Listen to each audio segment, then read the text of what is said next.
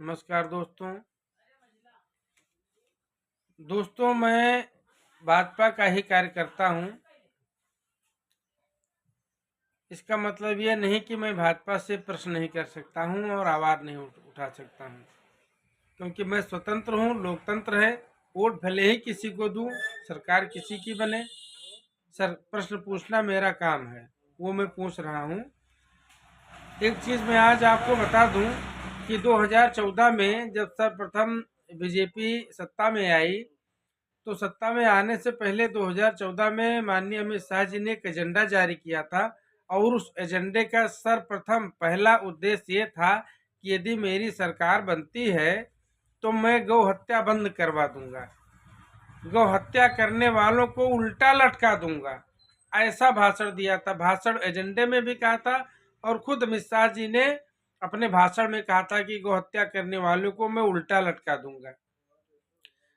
तो माननीय अमित शाह जी, 11 वर्ष हो गए हैं आपकी सरकार बने, 11 वर्ष हो गए, तो कम से कम कुछ तो अब इस पर विचार कीजिए।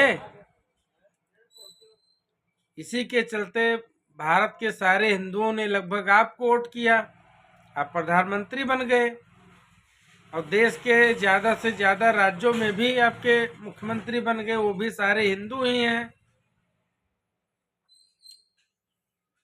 लेकिन सत्ता में आते ही अपने आप सारे वादे एजेंडे सब भूल गए, और यदि कोई इस पर अगर आवाज भी उठा दे तो आप उसे जो है वामपंथी और कांग्रेसी और सपाई बसपाई घोषित कर देते हो।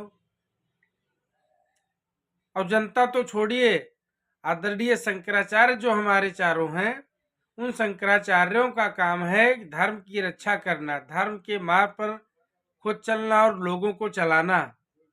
लेकिन वो भी अगर आप कुछ गलत सलत उल्टा सीधा करते हैं, और अगर वो आप पर कोई प्रश्न चिन्ह उठाते हैं, तो आप उन्हें भी कांग्रेसी घोषित कर देते हैं, सपाई घोषित कर देते हैं।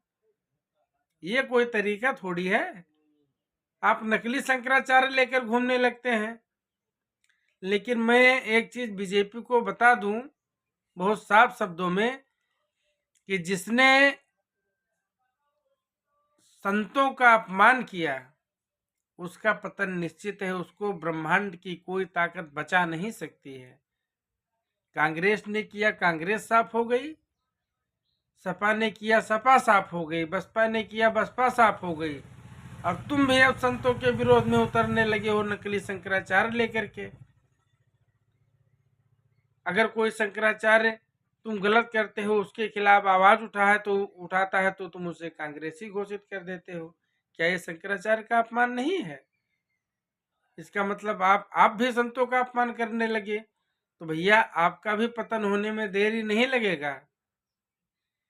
जब संत का अपमान होने लगेगा, ब्राह्मण का अपमान होने लगेगा, तो मिट्टी में मिलने में देर नहीं लगेगी इस भाजपा को। इतना बात नोट कर लेना।